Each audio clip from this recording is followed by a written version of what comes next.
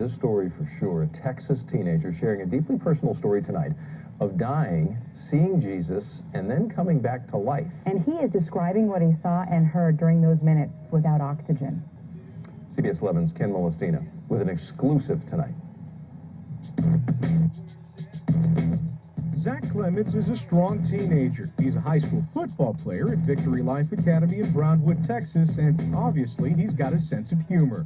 By all measures, he's a healthy young man, which is why it's still a shock. I was running and I had collapsed. That he dropped to the ground during PE class last week. Not sure why.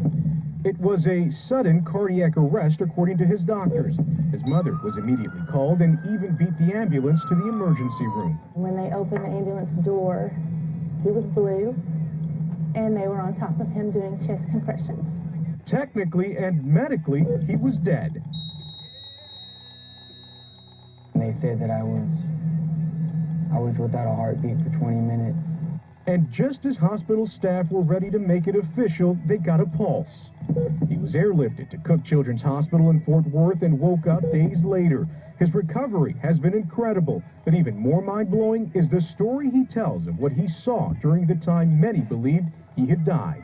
I saw a man that had longish kind of ruffled hair with a kind of thick beard, and it didn't take me long to realize that that was Jesus. He's describing what his family is convinced was a near-death miracle. I went up to him and he put his hand on my shoulder and told me that everything would be all right and not to worry. I was just calm and just at peace.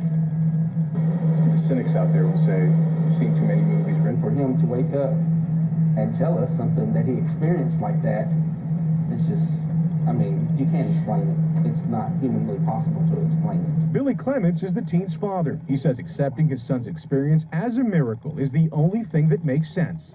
And that's what we're standing on. That was a rhema word from God that we got, and we're going to hold on to that. Do you think this is something that might strengthen your faith? It is. I heard angels singing in the background. It may be a medical mystery for the doctors, but for this family, there's no question it was divine intervention. I'm just glad he decided to let me have my baby back. In Fort Worth, Ken Molestina, CBS 11 News. 20 minutes, wrap your head around that.